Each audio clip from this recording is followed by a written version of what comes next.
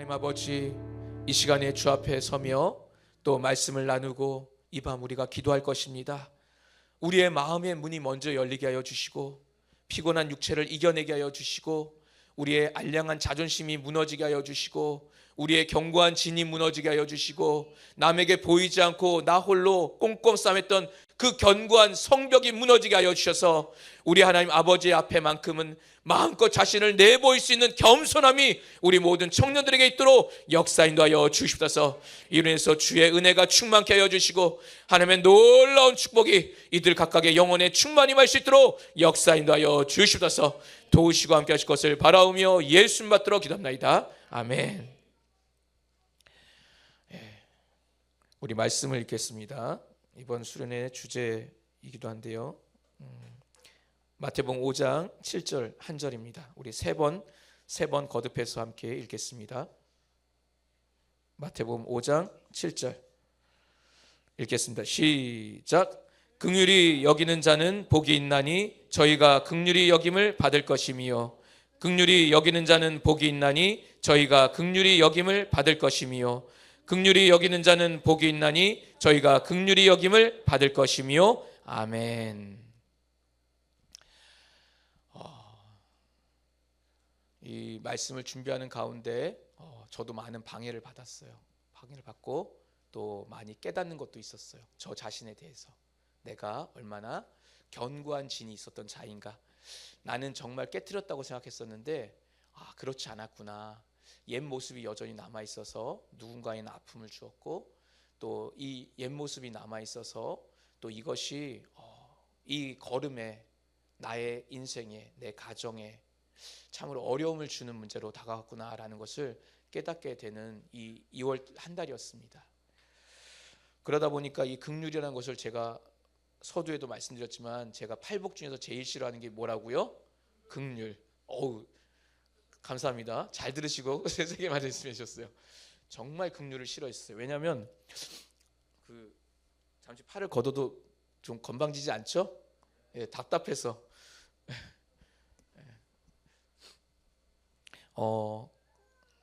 왜 부유한 사람은 크게 뭐 이렇게 상관을 안 하고 사는 것 같아요. 제 동창 중에서도 굉장히 잘 사는 기업을 운영하는 아버지와 할아버지를 둔 아이가 친구였는데, 부유하니까 뭐 이렇게 여유가 많더라고요. 확실히 씀씀이도 좋고 마음도 넓고 또 많은 것을 이렇게 베풀더라고요. 그러니까 그 아이는 딱히 뭐 이렇게 남들은 차치하더라도 저 자신은 이렇게 밴댕이 소갈딱지 같거든요. 제가 밴댕이 소갈딱지에다가 굉장히 알량한 자존심이 가득한 이런 옹졸한 인간인데, 그렇게 살아가는 내가 이렇게 그 아이 옆에만 있으면 왠지 많이 잘못된 인간이라고 드러날 것 같아서 친했는데 어느 순간인가 거리를 멀리 두게 되더라고요. 왜냐하면 그 아이가 잘못된 게 아니라 누구 때문이냐면 저 자신 때문에 나를 자꾸 발견하게 되니까. 가까이 가고 싶은데도 내가 발견되면서 나라는 사실을 인정하고 싶지 않은 나의 그 어두운 실체가 딱 드러날 때 그 느낌, 여러분들은 너무 순한 양 같아서 어느 곳에나 착하고 뭐 다 하실 것 같아서 여러분은 경험이 없겠지만 그 느낌이 있어요. 느낌적 느낌이. 그러니까 그 느낌이 있을 때마다 가까이 하고 싶지가 절대 않은 거예요. 비교되는 것 같고, 괜히 그 아이는 아무 말도 안 했는데 그 말 한마디가 나에게는 곡해가 되는 거예요. 오해가 되는 거죠. 아무 말 없이 던진 말이 그래 너는 그렇게 잘 사니까 이런 말로 나에겐 해석돼서 그 아이에게 되받아치게 되는 그런 불상사가 발생하게 되더라고요. 근데 하나님과의 나의 관계도 그런 것 같아요. 이게 인간의 관계에서 이렇게 결핍된 상태로 이게 살아가다 보니 하나님을 만났는데도 오해와 결핍이 쌓이게 되더라고요. 하나님 앞에 나의 모든 걸 드러냈다 말하면서도 내 안에 성벽을 부수지 않고 있었더라고요. 내 안에 정말 내보여야 될 것을 내보이지 않고 흔히 심리학에서 상처받은 어린아이라고 말하는 그 부분, 그러나 영적에서는 상처받은 어린아이라기보다는 자아에 대한 부분, 하나님과 나와의 아직 미해결 숙제된 부분이 남아있음에도 불구하고 나는 이 부분만큼 하나님께 절대 내보이기를 원치 않는 것이죠. 왜? 사람들에게도 그 모습을 보이지 않고도 충분히 살아왔기 때문에, 사람들에게도 가리우고 충분히 살아왔기 때문에, 속이면서도 살아왔기 때문에 이것을 굳이 하나님께 내보여야 될 필요성을 느끼지 못하고 살아온 인생이 되고 나니까 이 긍휼이라는 것이 너무 싫었던 거예요. 그런데 오늘 성경을 보게 되면 저희가 긍휼히 여김을 받을 것이미요 라고 말하고 있어요. 너희가 받아야 될 8가지 복이 있는데 그 중에 하나가 무엇이냐면 너희가 긍휼히 여김을 받는 것이야 라는 것이에요. 근데 저는 이것을 받아들이지 않고 있는 거예요. 복임에도 불구하고 이 복을 거절하고 있었던 거예요. 오랫동안. 왜 그랬을까? 그 이유는 당연히 내 자신 안에 있는 나의 온전한 모습을 하나님 앞에 보여드린 것이 너무나도 싫었기 때문이겠죠. 근데 이 긍휼이라는 단어를 오해하는 것부터 비롯된 불상사라고 생각이 됩니다. 이 긍휼이라는 단어를 헬라어로 보게 되면 엘레오스라고 되어 있는데 이 엘레오스라는 자체를 헬라어로 보게 되면 동정도 있어요. 물론 자비도 있고 그 다음에 그걸 한국어로 표현하면 긍휼도 있어요. 그런데 이것을 다시 히브리어로 바꿔보니까 구약 성경에서는 이 엘레오스가 2가지 단어로 번역되어 있어요. 하나는 헤세드 그리고 또 하나는 라하밈. 이 헤세드라는 것은 우리가 많이 들어봤을 텐데 자비라는 뜻이거든요. 자비, 그리고 이 자비에는 사랑이 담겨 있어요. 그런데 이 헤세드라는 것은 이 주종 관계에서만 꼭 사용하는 거예요. 위가 있는, 권위가 있는 자와 권위가 낮은 자 사이에서 부여되는 것이 헤세드라는 것으로서 사용되는데 이게 위에서 아래로 내어 부어지는 자비라는 뜻이죠. 근데 이 라하밈이라는 것은 뭐냐면 우리가 알고 있는 그 긍휼이라는 뜻과 더불어서 동정이라는 것이 들어있더라고요. 이제 이 라하밈은 그런데 라함, 즉 여성의 여인의 자궁을 뜻하거든요. 근데 이것이 복수 명사처럼 돼서 라하밈이라고 된 거예요. 근데 어머니가 되지 않고서는 갖지 못하는 하나가 무엇이냐면 이 불쌍히 여기는 마음. 오늘 아침에 개회 예배 때 여러분이 김정희 선교사님을 통해서 들었겠지만 그 불쌍히 여기는 마음이란 것이 바로 이 라하밈에도 들어있는 거거든요. 근데 이 라하밈이라는 것은 어미의 자궁이라고 말한 것은 자녀를 품고 있는 그 공간, 단순히 임신하고 있는 순간만이 아니라 출산을 하고 난 다음에도 여전히 갖고 있는 마음을 인간의 적은 단어로서 표현할 길이 없다 보니 사용한 것이 바로 이 라함이라는 단어인 것 같아요. 왜 엄마들은 자녀를 뱃속에서 움직이는 것도 느끼고 태동도 느끼다가 애가 태어나서 있는 실체도 보면서 그 아이를 키워나가지 않습니까? 그러다가 그 아이를 시집을 보내고 난 다음에도 어머니는 절대 이 라함, 그 긍휼, 그 동정, 그 불쌍히 여기는 마음을 계속 놓지 않게 하나님께서 만들어 주셨다 보니까 이 라함임이라는 것은 자비, 이 동정 또는 긍휼로 표현돼서 계속 성경에 써 있는 것을 발견하게 됩니다.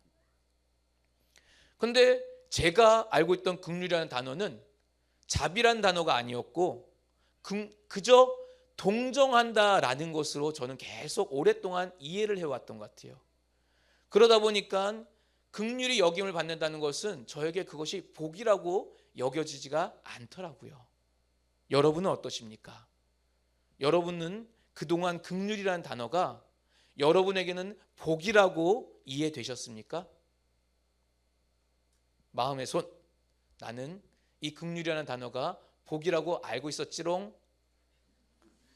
아니면 나랑 니깡 내깡 똑같다 라고 생각하는 사람은 2번째 손. 저는 이 긍휼이라는 것이 그저 동정이라고 알아왔어요. 그런데 하나님의 주시고자 하는 복은 단순한 동정이 아니었더라고요. 인간의 흔히 드라마에서 나오는 서너 푼, 이건 또 오래된 드라마잖아. 서너 푼짜리 싸구려 동정을 주지 마, 이런 대사를 모르시겠죠? 예, 옛날. 그런 대사가 있었는데 어쨌든 그런 동정을 원하지 않기 때문에 사람은 남에게 이 자존심이라는 이 방어 기제가 작동하게 되더라고요. 남에게 자신을 드러내고 싶지 않은 거예요. 근데 이 긍휼이라는 것을 깨닫게 되는 것을 보게 되면 성경에서 이것이 복인 이유는 구약에서부터 시작해서 신약에 이를 때까지 하나님께서 꾸준히 갖고 계신 우리를 향한 마음이셨더라고요. 근데 그것은 단순히 그냥 너 불쌍하니까 내가 좀 키워줄게, 이 정도 수준의 동정이 아니더라고요. 이 긍휼이라는 단어는 무엇이냐면 책임을 완벽하게 져주는 거예요. 책임을 지되 어떤 거냐면 그 마음의 상태를 오롯이 이해해 주는 거예요. 마음의 상태를 오롯이 이해할 뿐만 아니라 그와 함께 같은 아픔의 공간에 거해 주는 것이에요. 이게 뭐냐면 바로 긍휼이더라고요. 내가 어떠한 상황에 놓여 있다 할지라도, 내가 어떠한 아픔 가운데 있다 할지라도, 내가 어떤 고통 가운데 있다 할지라도 하나님께서 그 마음을 이해해 주시고 그 아파하고 있는 공간에 함께 거하여 주시고 아파하고 있는 그 아픔의 느낌 자체를 같이 똑같이 느끼시면서 마침내 나를 이 아픔과 고통과 이 괴로움으로부터 탈출시켜 주시기까지 하는 것이 무엇이냐면 바로 긍휼이라는 것이에요. 책임져 주신다는 거예요. 그렇게 이 긍휼이 여기게 될 것이야 라는 것은 우리에게 복이 되었더라고요. 그런데 이것이 말로서는 도무지 이해가 안 되는 거리예요. 아무리 말을 하더라도 이 긍휼이라는 것은 그 사람이 나를 어떻게 알아? 이 마음이 들거든요. 제가 말씀드렸죠. 여러분 중에도 저랑 비슷한 사람이 있을 수 있는데 밴댕이 소갈딱지 같고 그 다음에 약간 자존심의 덩어리로 구성되어 있는 인간이 여러분 중에도 있을 수 있는데 저랑 동일한 분이 있다고 한다면 여러분은 아마 남에게 자존심이 있어서 어떠한 것조차도 이렇게 잘 표현을 안 해봤을 거예요. 부족한 것도 얘기해 본 적도 없을 것이고 자기가 연약함이 있어도 그 도움조차도 구하지 않고 혼자 힘으로 극복하려고 했던 사람이 바로 여러분과 저였을 것입니다. 그런데 하나님께서는 뭐라고 말씀하시냐면 너희가 연약함 그대로 내가 너희를 받아줄 것이다 라고 말하는 것이에요. 우리 성경을 한번 찾아보겠습니다. 마태복음 23장 37절을 볼게요. 예수님께서 하나님의 긍휼이 어떤지, 인자를 통해서 어떠한 마음을 보여줄지에 대해서 나타내신 것이 바로 이 마태복음 23장 37절에 나와 있습니다. 찾으셨으면 한번, 요즘 스마트폰이 있어서 금방 찾죠? 예. 한번 읽어보겠습니다. 시작. 예루살렘아 예루살렘아 선지자들을 죽이고 내게 파송된 자들을 돌로 치는 자여, 암탉이 그 새끼를 날개 아래 모음같이 내가 내 자녀를 모으려 한 일이 몇 번이냐. 그러나 너희가 원치 아니하였도다. 뭐라고 말씀하시냐면 암탉이 그 새끼를 날개 아래 모음같이, 암탉이 새끼를 날개 아래 모으는 경우는 딱 한 가지예요. 위협, 공포. 외부의 강력한 적으로부터 새끼를 지키기 위해서 유일하게 하는 것이 뭐냐면 자기의 몸을, 덩치가 큰 자기의 몸을 그 여우나 늑대의 먹잇감으로 대신 주면서 새끼를 보호하려는 모성애의 행동. 그게 바로 무엇이냐면 날개 아래 새끼들을 가두고 자기의 몸을 대신 적에게 그 입에 물려서 끌려가는 행동을 하기 위해서 날개 아래 모으는 것이 바로 모성, 바로 긍휼이라는 것이죠. 하나님께서는 너희를 긍휼히 여기기로 작정하여서 너희를 긍휼하게 품으기로 여러 번 너희를 부르고 또 불렀지만 너희는 그렇지 아니하였다. 근데 단순히 그렇지 아니하였다가 아니라 마지막에 뭐라고 말합니까? 그러나 너희가 원치 아니하였도다. 너희가 이것이 복인 것을 깨닫지 못하였기에 그 긍휼을 받기를 원치 아니하였다라고 하나님은 말씀하시는 거예요.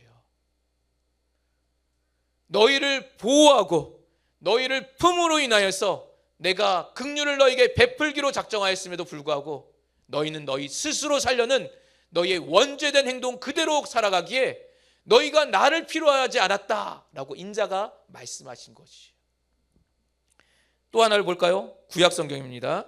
이사야서를 보시죠. 이사야서 49장 14절부터 21절까지. 이사야서 49장 14절에서 21절까지.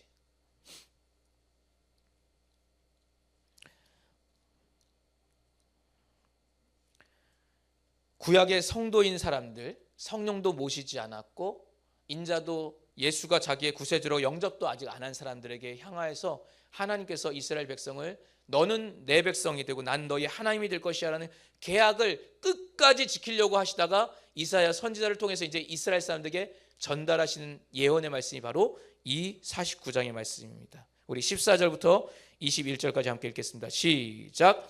오직 시온이 이르기를 여호와께서 나를 버리시며 주께서 나를 잊으셨다 하였거니와 여인이 어찌 그 젖먹는 자식을 잊겠으며 자기 태에서 난 아들을 긍휼히 여기지 않겠느냐.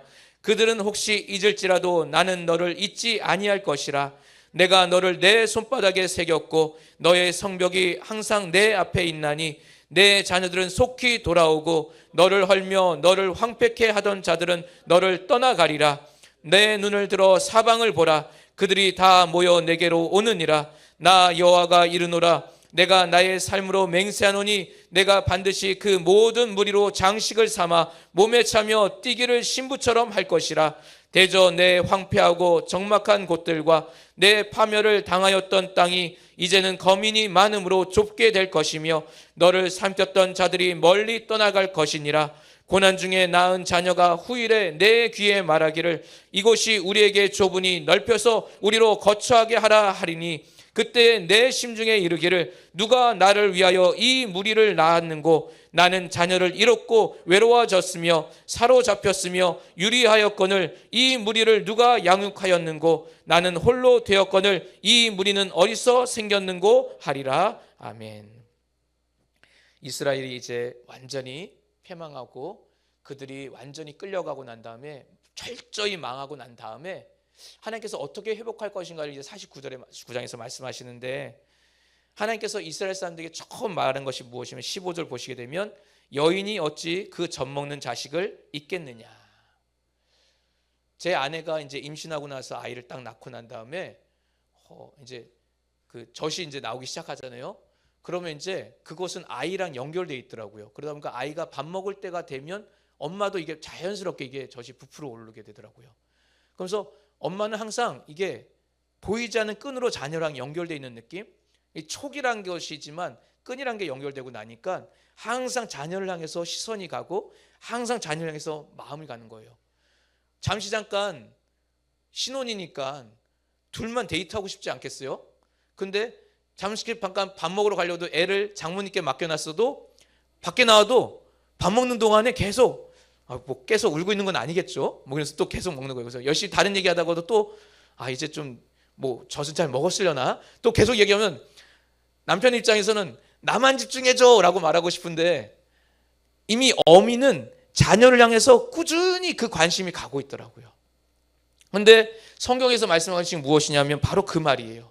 어찌 어미가 젖 먹고 있는 자식을 젖을 뗀 자녀도 아니고 계속 젖 먹고 있는 자식을 너희가 잊겠느냐. 우리도 여전히 하나님의 양식을 계속 먹는 자로서 하나님 보시기에 계속 우리에겐 신령한 젖이 공급되는 것 아니겠습니까? 성경을 우리가 상고할 때도 누군가의 설교를 들을 때도 또는 내가 그 말씀을 갖고 묵상할 때도 계속 신령한 양식을 내게 공급해주고 있는 관계이기 때문에 하나님과의 나의 관계가 마치 이와 관계가 같다는 것이에요. 그리고 또 말하되 자기 태에서 난 아들을 긍휼히 여기지 않겠느냐. 자기 자녀는 자기가 때릴 수 있지만 남이 내 자식을 때리면 용서할 수 있어요? 없어요? 용서가 안 돼요. 그리고 또 말합니다. 자녀나 젖먹이었던 그 아이가 혹 나를 잊었다 할지라도, 내 태에서 나온 아들이 나를 혹 잊었다 할지라도 나는 그들을 잊을 수가 없다. 이게 바로 긍휼이다라고 말씀하시는 거예요. 그런데 16절에 보면 더 확실한 건 뭐냐면, 내가 너를 내 손바닥에 새겼다. 사람은 보통 기억이라는 장치를 통해서 저장을 하는데, 사람에게 가장 어려운 때가 다가오는 것은 무엇이냐면 바로 치매라는 것. 자신이 누구인지, 가족관계가 어떻게 되는지, 또는 그 인간관계와 자기의 찬란했던 아름다운 기억조차도 잃어버리는 그 치매라는, 아주 어찌 보면 한 사람의 인생을 다 지우개로 지워버리는 것 같은 그런 현상이 나타났을 때조차도 나는 너를 내 손바닥에 새겨놓은 것 같아서, 내 기억에서 혹시 너희가 잊혀지는 일이 있다 할지라도 나는 너희를 기억한 이 손바닥을 보며 너희를 절대 잊지 않을 것이다 라고 말씀하시는 것이에요. 그러면서 또 말씀하시되, 그리고 너의 성벽이 항상, 그럼에도 불구하고 너의 성벽이 항상 내 앞에 있다라고 말씀하시는 거예요. 무엇이 있다고요? 성벽이. 나는 이러한 마음으로 너에게 다가가는데 너에게는 성벽이 굳건하구나. 나는 너에게 다가가고 싶은데 너에게는 엄청난 벽을 쌓고 나와 관계를 맺지 않고 있구나 라고 이스라엘 사람들 향해서 말씀하시는 것이에요. 그러면서 너희가 나를 믿지 않지만 내가 이제 약속을 한다라고 17절부터 쭉 약속의 말씀인 거예요. 어떻게 하냐면, 결론적으로 보게 되면 20절에 보시게 되면, 고난 중에 낳은 자녀가, 이제 이스라엘 사람들이죠. 이스라엘 사람들 안에 고난 중에 낳은 자녀가 후일에 이스라엘 사람들에게 말합니다. 이곳이 우리에게 좁다, 넓게 가자, 집 좀 넓혀줘, 이렇게 말하는 때가 다가온다는 거죠. 그런데 그때 막상 닥쳐왔을 때 생각합니다. 어떻게 생각하냐면, 도대체 이 많은 무리는 어디서 나왔지? 나는 자녀를 낳은 적도 없고 오히려 자녀를 잃었는데, 나는 홀로 고아와 같았는데, 나는 사로잡혀 갔었는데, 나는 유리했었는데 언제 이 많은 무리는 누가 양육했고 누가 낳았냐라고 너희는 되묻게 될 것이야 라고 말하는 것이에요. 결국 무엇입니까? 내가 너희를 번성하게 해줄게. 내가 너희를 약속의 말씀처럼, 아브라함에게 한 약속처럼, 바닷가의 모래알처럼, 하늘의 무별처럼 만들어줄게. 나는 이 약속을 여전히 잊지 않고 너희를 향한 긍휼을 여전히 펼치고 있으니 너희는 나에게 이제는 돌아오라 라고 요청하고 계시는 것이에요. 우리가 하나님 앞에 자신의 마음을 내어버리지 않는다면 하나님은 우리에게 말씀하시되 너의 성벽에 나는 항상 서 있구나 라고 말씀하는 것과 똑같은 상황인 것이에요.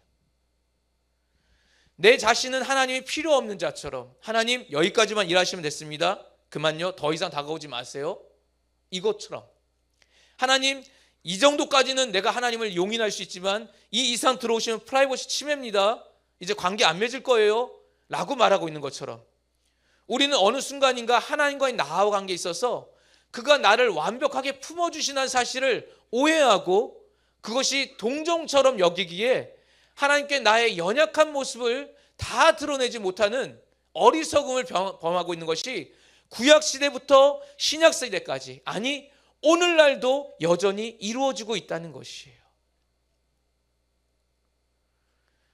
왜 이런 말씀을 드리냐면, 저는 부끄럽지만 나름 잘하는 아빠라고 생각했었어요.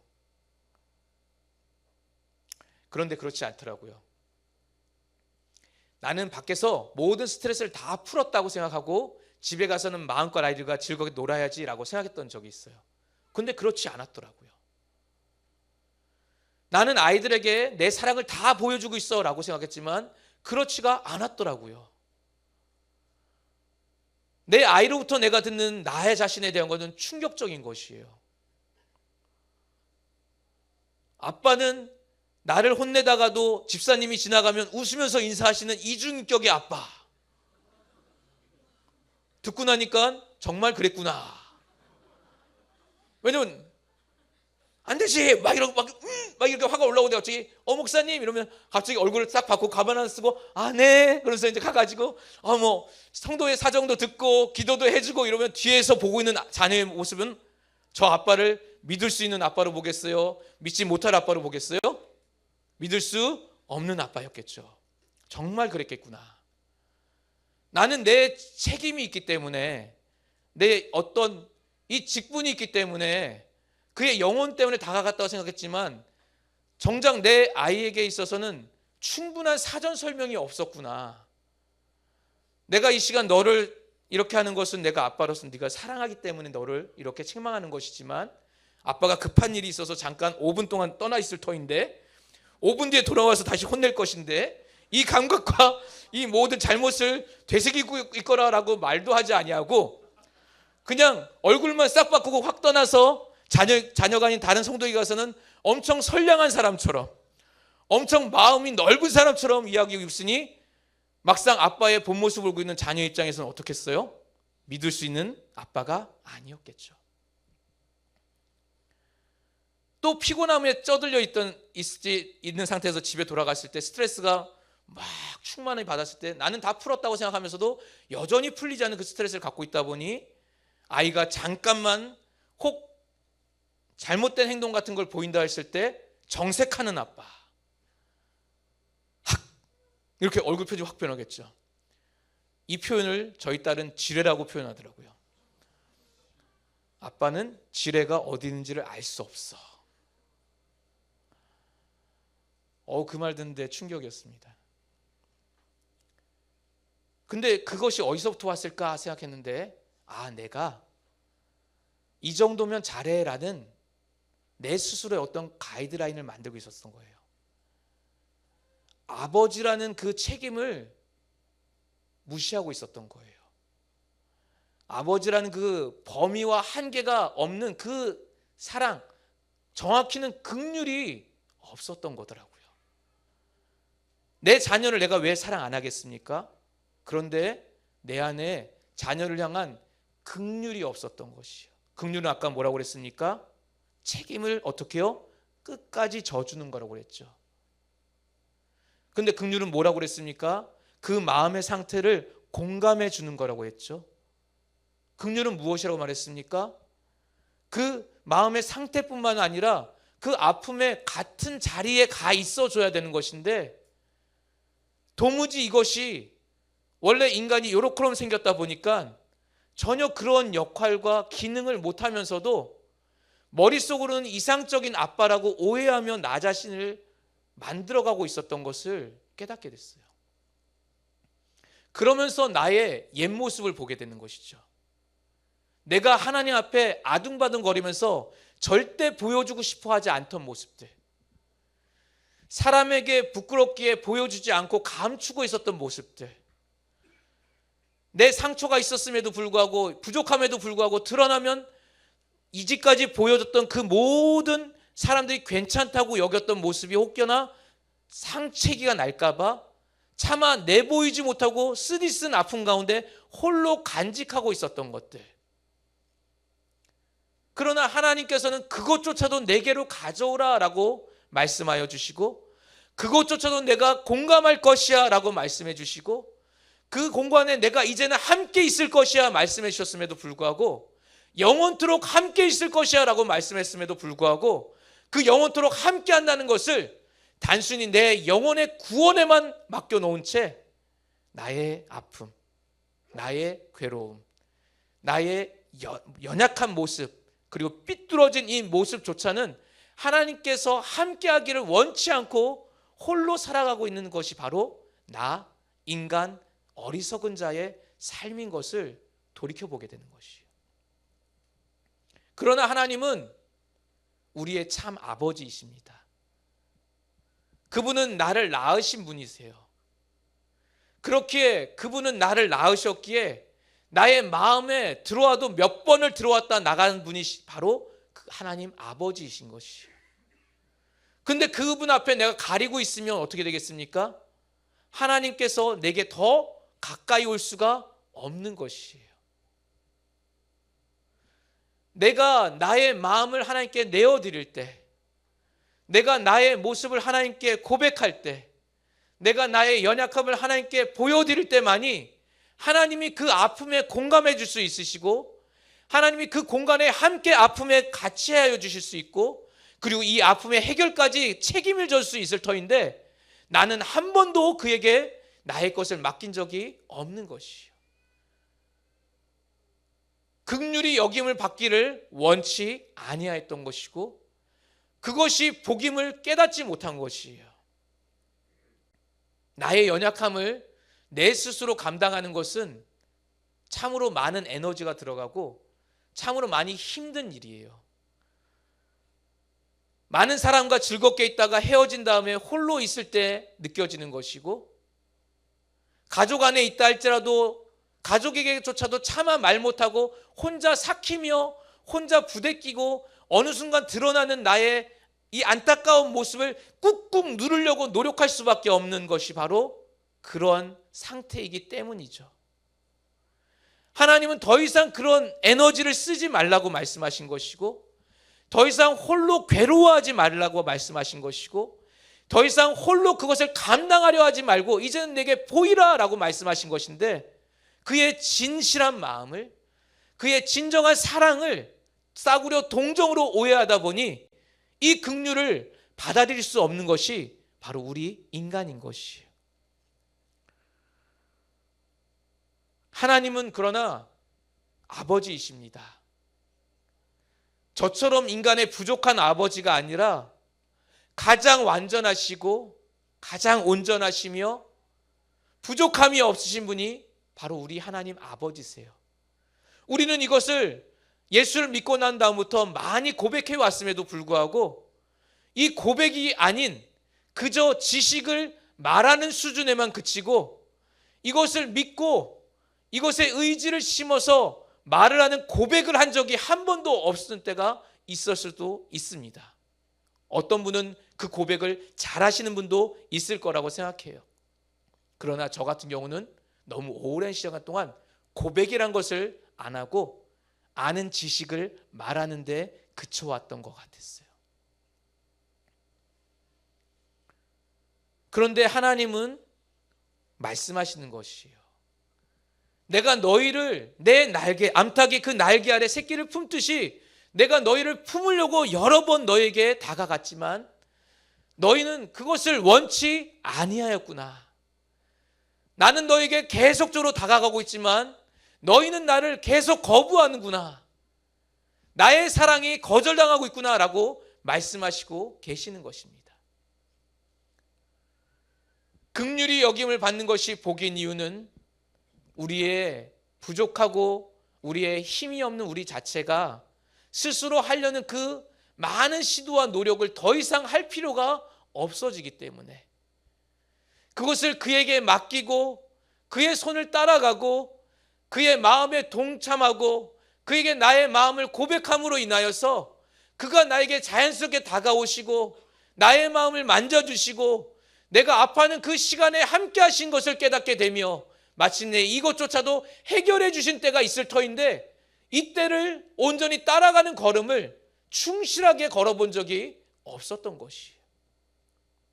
그러기에 긍휼히 여김을 받는다는 것이 너무나도 그냥 스쳐 지나가는 말, 이것이 정말 복이야? 라고 의심이 들 정도로 그것을 불편하게 대했던 것이 우리 자신임을 보게 됩니다.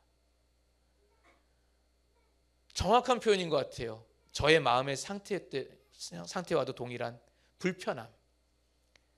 그러니까 뭔가 정색할 수도 있고, 불편하니까 더 이상 말을 그칠 수도 있고, 불편하니까 더 이상 드러내고 싶지도 않을 것이고, 불편하니까 사람들과 멀어질 수도 있을 것이고, 불편하니까 말을 하고 싶지 않아지는 것이죠. 이 모든 것이 다 불편함. 바로 내 자신의 자존심, 내 자신의 이 알량한 이 자존심, 이것으로 인하여서 불편한 감정이 하나님 앞에서도 불편한 마음을 갖고 있었던 것이에요. 저는 이것을 놓고 2월달 동안은 좀 회개하게 됐어요.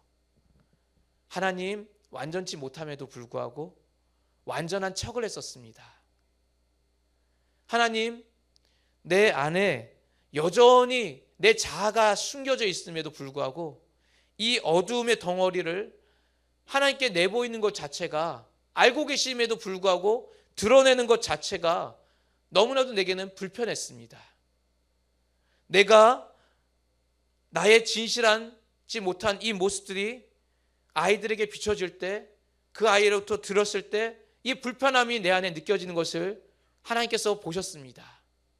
내가 온전치 못한 이 상태 때문에, 내가 이상적으로 살고 싶은 나 자신이 있지만 이 이상적인 나와 현실의 나 사이의 괴리감으로 인하여 불편한 마음이 있기 때문에 내가 지금 하나님 앞에 온전히 더 가까이 나가지 못하고 멈춰서 있는 것을 하나님께서는 보셨습니다.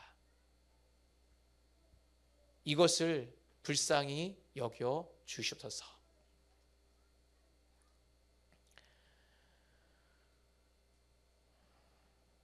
사람이 자기 자신을 인정하지 못하고 살아가다가 큰 충격적인 일이 발생하게 되면 결국 인정하게 되더라고요. 아, 내가 이 모든 문제의 원인이구나. 내가 그러한 삶을 사는 자구나. 그러고 나니까 이제 생각이 드는 거예요. 하나님, 나를 불쌍히 여기소서. 하나님, 나는 할 수 없는 것을 이제는 내려놓습니다. 붙잡고 있던 것을 내려놓습니다.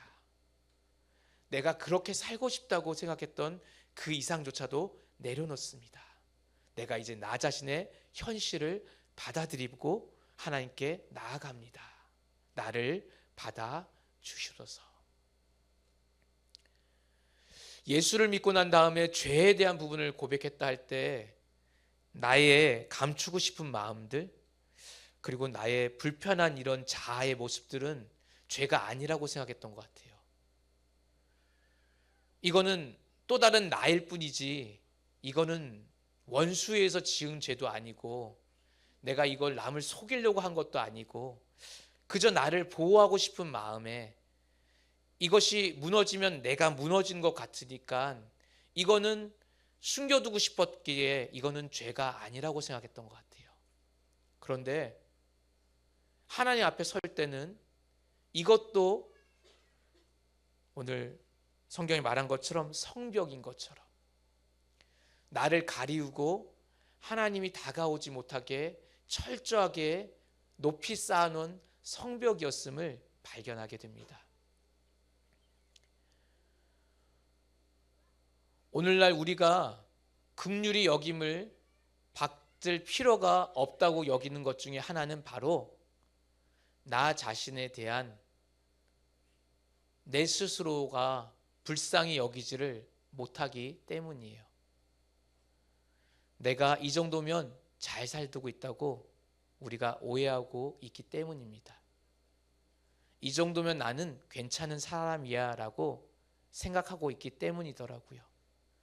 남들이 좋아요, 괜찮으신 것 같아요 라고 말하는 그것을 정말 그렇게 되었다고 오해하고 착각함으로 인하여서 내가 불쌍히 여김을 받을 필요가 없다고 여기기에 하나님의 긍휼을 구하지를 않은 것이고, 하나님의 긍휼이 여김을 받는 것이 복이라고 여기지 않은 것이고, 하나님께 내 자신의 성벽을 무너뜨리지 아니한 것이고, 하나님께 내 자신의 연약함을 고백하는 것을 포기하고 살아온 것이 바로 우리 자신, 곧 저의 모습이었더라고요.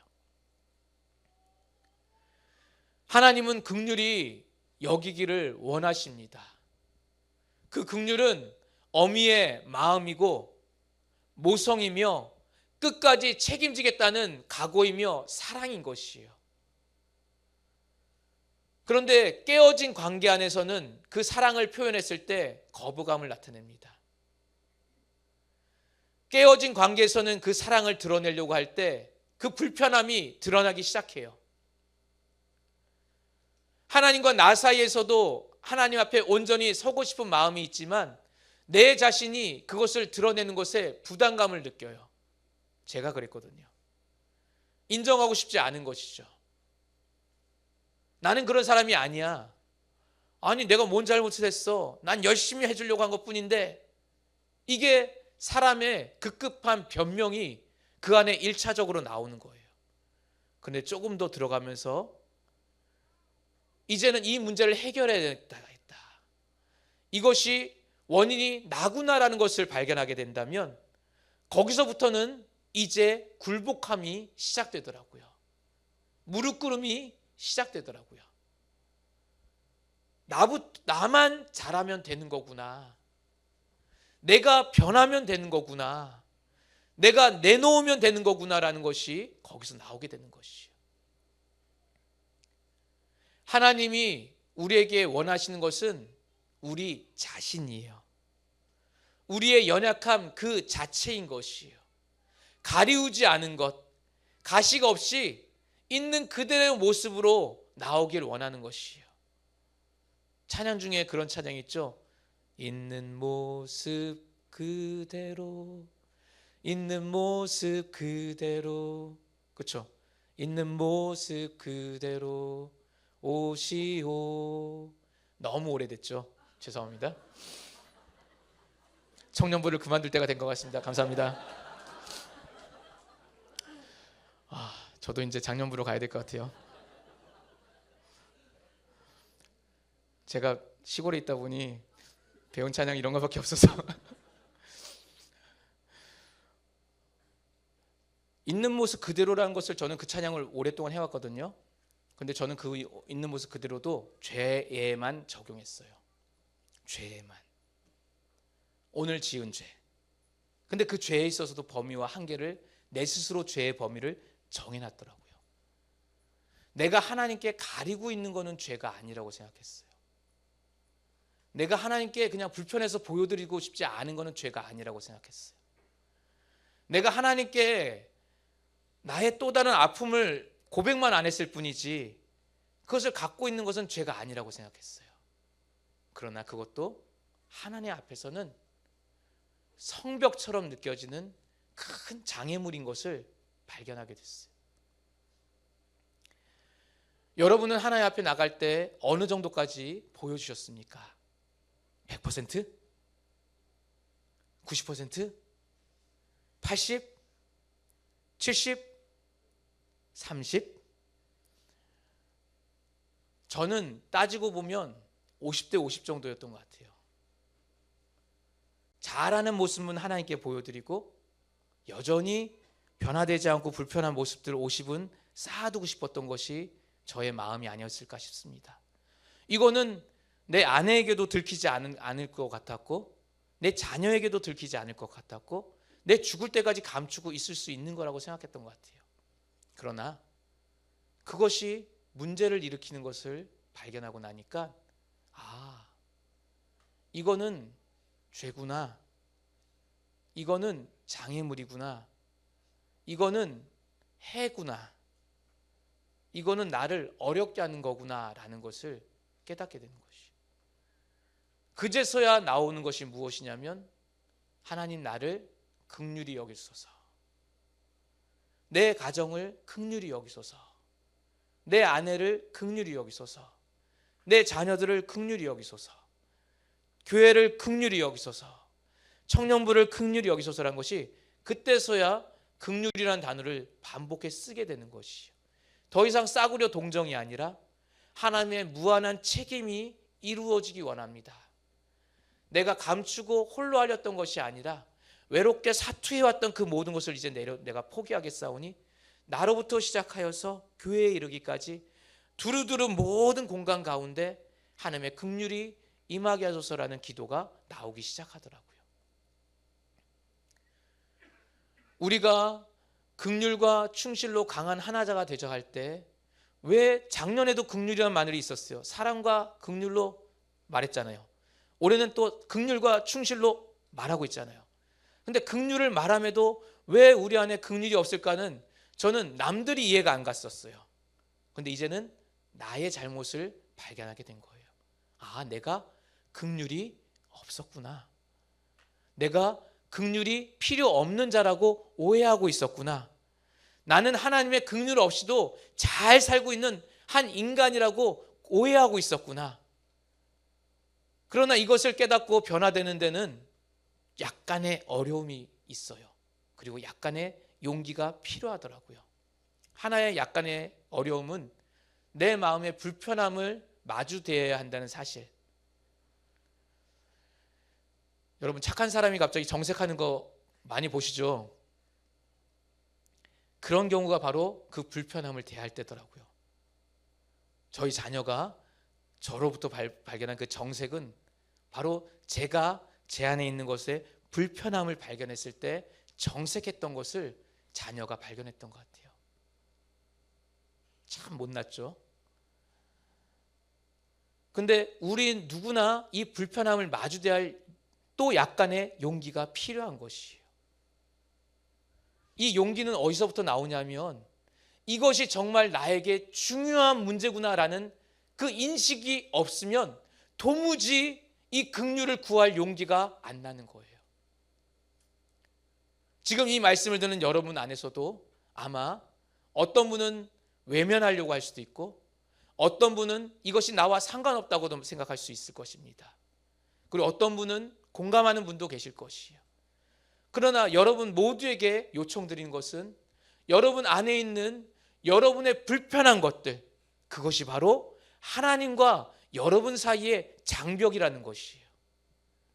하나님께는 불편해서 보이지 않고 있는 그 자체가 하나님을 외면하는 것이고 하나님이 필요 없다는 뜻을 하나님께 말하고 있다는 것입니다. 하나님이 나의 안에 깊숙이 들어오는 것을 거절하는 것이고 성령님이 내 안에 계신 것이 부담스러운 것이고 영원토록 나와 함께 한다는 것이 그저 나의 영혼의 구원에만 이르면 충분한 것으로 이해하고 살아가고 있다는 것이에요. 그러나 우리 모두는 하나님의 긍휼이 필요한 자들이에요. 나의 것을 내드리지 않는다면 하나님은 우리에게 다가오지 못하십니다. 나의 걸음을 하나님께 내어버리지 않는다면 하나님은 우리에게 오실 수가 없는 것이에요. 하나님은 여러분을 만나기를 원하시기 때문인 것입니다. 하나님의 긍휼이 얼마나 크냐 하면 성경에 쭉 앞으로 넘어가 보면 노아의 홍수 때 하나님은 모든 인간을 지면에서 다 쓸어버리겠다고 분명히 작정하셨어요. 거기는 어떻게 되냐면 내가 모든 인간을 다 지면에서 쓸어버리리라. 그런데도 긍휼을 베푸셔서 노아의 8명의 식구를 남겨두십니다. 모든 생물, 육축과 생물을 다 쓸어버리라. 그런데 선한 짐승의 쌍과 악한 짐승의 쌍을 남겨줘서 방주에 태우십니다. 내가 이 이스라엘 사람들을 다 광야에서 진멸시키리라. 그런데도 그들을 끝까지 가나안 땅으로 이끄십니다. 내가 너희를 멸망시키리라. 그러나 그들을 바벨론에서 다시 포로에서 구해내십니다. 하나님의 긍휼은 모성이기에 하나님의 긍휼은 젖먹이와 어미와의 관계와 동일하기에 우리를 도무지 뗄 수 없는 그 관계, 도무지 우리를 내칠 수 없는 관계, 도무지 멀리할 수 없는 관계, 그것이 바로 하나님의 긍휼이라는 것이에요. 하나님은 우리에게 여전히 다가오고 계시지만 우리가 그것을 거절하고 있는 자가 바로 여러분과 저라는 것이죠. 우리 모든 사랑하는 청년들은 하나님으로부터 긍휼을 받기로 결단하시길 예수 이름으로 축원합니다. 정말 내가 긍휼히 여김을 받을 만한 자가 아니라고 여기고 있다면 오늘부터 구해야 될 제목인 것이에요. 하나님, 나는 참 잘 산 것 같지 않습니까? 라고 오히려 말씀해 보세요. 하나님 앞에 변백을 한번 해보세요. 하나님, 나는 이 정도면 괜찮지 않습니까? 오늘 제이 모 목사가 얘기를 했지만 저는 그 목사와 다릅니다. 마치 바리새인처럼. 나는 저기 있는 저 세리와 다릅니다. 라고 말할 수도 있겠죠. 그러나 여러분, 정말 하나님 앞에 바로 서 보십시오. 하나님 앞에 바로 서는 작업은 나의 연약함을 내보이는 그 순간부터 시작되는 것입니다. 바쁜 일상 가운데 생각할 틈이 없고, 인생에 많은 계획이 있기에 생각할 틈이 없고, 삶에 무거운 짐이 있기에 생각할 틈이 없지만, 오늘은 이것을 위해서 우리가 모인 것 아니겠습니까? 여러분 정말 하나님의 긍휼을 사모하시길 예수 이름으로 축원합니다. 이 시간 먼저 기도를 잠깐 해볼게요. 기도할 때 이렇게 한번 구해봅시다. 반주 좀 넣어주시고요. 반주를 크게 하셔도 돼요.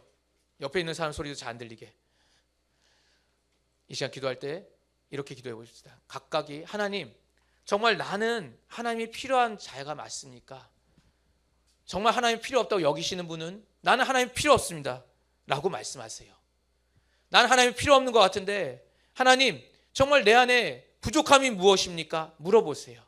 그리고 하나님이 또 필요하다고 여기는 분들은 하나님, 나는 내 감추인 것을 아무에게도 보일 수가 없지만 이제 하나님께만은 조심스럽게 꺼내기 원합니다. 나를 불쌍히 여기소서, 나를 긍휼히 여겨달라고 우리 한번 이 시간 예수여 한번 하시고 함께 기도하시겠습니다. 하나님 아버지, 예수여 하나님 아버지, 하나님께서 함께 해주시고 참으로 주의 은혜가 넘치게 해주시기 바랍니다. 하나님 아버지, 이 시간에 기도하는 저들의 영혼을 기억하여 주시옵소서. 저들의 영혼에 참으로 자신의 영혼을 긍휼히 여길 수 있는 힘이 하나님 아버지 역사하여 주시고, 저들의 영혼에 하나님의 사랑을 받으시는 마음이 있게 하여 주시고, 저들이 자신의 부족하고 연약한 모습을 하나님 앞에 드러낼 수 있는 자들이 되시도록 아버지 역사 인도하여 주시옵소서.